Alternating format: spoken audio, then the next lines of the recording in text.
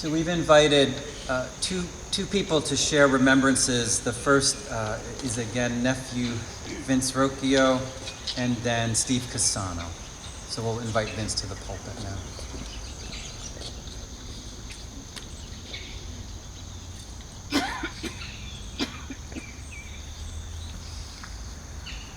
Thank you. I just wanted to point out to my cousin Howard that that was a Jesuit helicopter that flew overhead. They will have their revenge.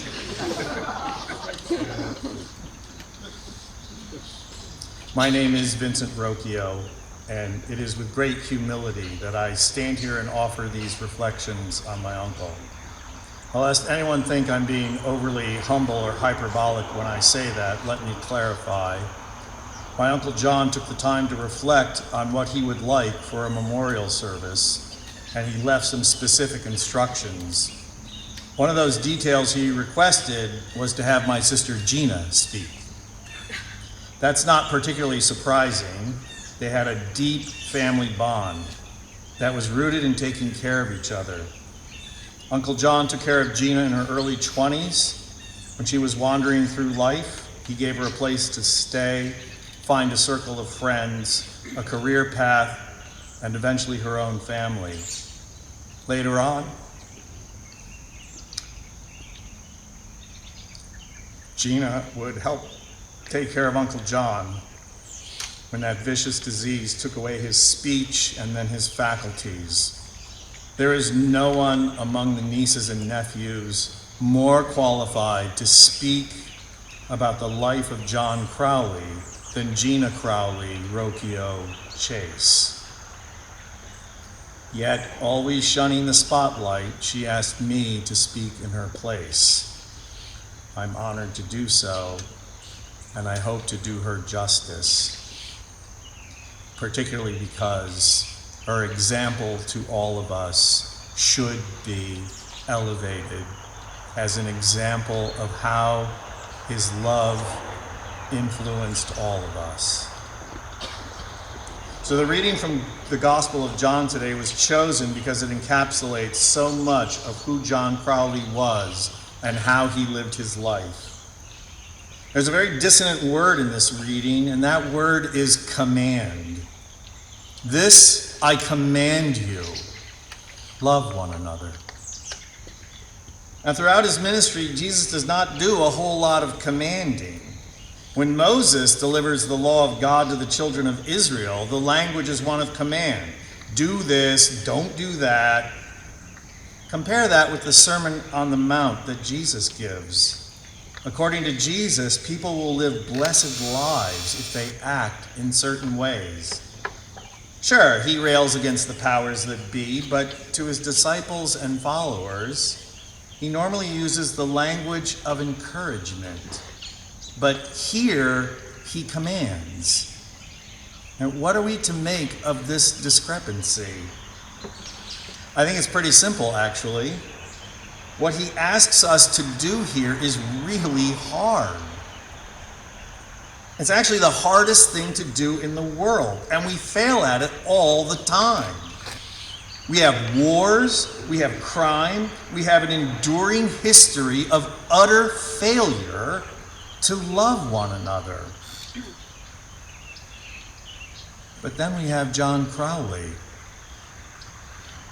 All temper aside, John Crowley made that look easy. When you were in John Crowley's presence, you knew you were loved. If you were a niece or a nephew, you knew you were special. And I gotta believe that's true of being a grandchild, too. You knew you were special just by the way Uncle John spoke to you, listened to you, and adored you. John Crowley radiated the love of God to all who knew him, and he did it unfailingly and unflinchingly. He took the command of Jesus to heart, and that led him on an incredible journey. He trained, as Howard said, to become a Jesuit, a long, arduous path to ordination that he completed with distinction. Along the way, through rigorous spiritual exercises and far-flung travels, he discovered many things, the most important of which is his realization that he worshiped the God of infinite love. That understanding made him feel too constrained in his faith, and it made him realize how much he longed for a family. It's clear from the life he led that he never stopped worshiping the God of infinite love, and that the divine is made real by our love for each other. A short time after he left the priesthood, John's sister, my mother, cried when telling one of her church friends what had happened. Her friend said, "Don't worry, Joan, he'll be okay." My mother's response was, "I'm not crying for my brother. I'm crying for my church. If men like my brother leave, who will lead?" My mother understood that far from abandoning his faith, her brother had instead chosen to become Catholic with a small c. I had the rare privilege of accompanying my uncle when he audited a Sunday school class here. I witnessed his delight at a teacher trying to convey to a group of children that there is a long and treasured history of believing in the God of infinite love. It's easy to see why John Crowley would believe in a God of infinite love, since he was a man of seemingly infinite talent. He was intelligent, entertaining, and infectious. He was a natural leader. Maybe not a natural driver's ed instructor, but a natural leader. And yet, for all his talent, John Crowley had a presence of humility rooted in his love for humanity. When he walked into a room 9 times out of 10, my uncle was usually the smartest person in the room. And yet, he never sought to prove that. He never made his presence felt with his intelligence, but with his compassion, his caring, his empathy. John Crowley never really elevated himself, he elevated others. He visited my cousin Mary Beth's Catholic elementary school classroom when he was still a Jesuit priest, and his obvious affection and attention to her made her the coolest kid in the class that day. He came to our church as a visiting priest and co-celebrant so that he could give my sister Lisa her first communion. And no one here will forget how he sang the Ave Maria at my sister Lisa's wedding.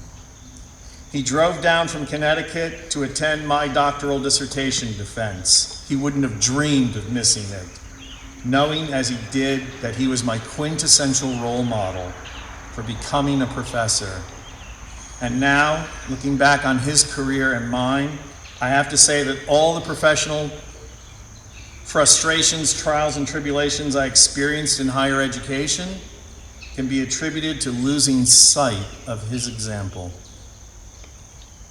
Not too long after leaving the priesthood, he drove out to visit his parents in a blue Carmen Ghia. He handed the keys to my cousin Mike and my brother AJ, telling them, "It's great, take it for a spin." Now, most of us rational adults would be thinking, "John, are you nuts? Handing over a sports car to 2 teenagers?" But no, it wasn't a lack of judgment, it was just the opposite. He knew. In giving them the keys, he was saying, "I trust your love for me enough to give you this opportunity." His love for us saved so many of us. He literally saved my brother Bob when he was swept away in the undertow of Lake Michigan. He gave my sister Gina her place in the world He reached out to my cousin Anne and brought her and her family to visit us all here in Manchester, to bring her back into the orbit of the Crowley family. He stood at the fork in the road in my brother AJ's life and said, "This way, not that." These are just the examples I know of. I don't know the other stories, but I do know that every Crowley niece and nephew can come up here and tell you of a moment in their life when they felt his all-encompassing love. He made that impossible command seem effortless. The love my uncle imparted to all of us was not some saccharine, Hallmark card kind of love. And even though he made you feel special and unique, it wasn't even contained in that kind of American individualism. My uncle's love was such that you could feel the greater purpose attached to it.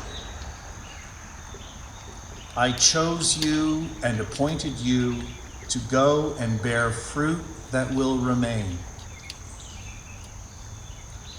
As we go forward, as we seek to keep the legacy of John Crowley alive, our way is unequivocally clear. We must not only continue to love one another, we must make sure that we love in a manner that will remain. I, for one, will never be able to live up to his example. But like you, I can strive to love in a manner that will remain. That is the legacy of John Crowley.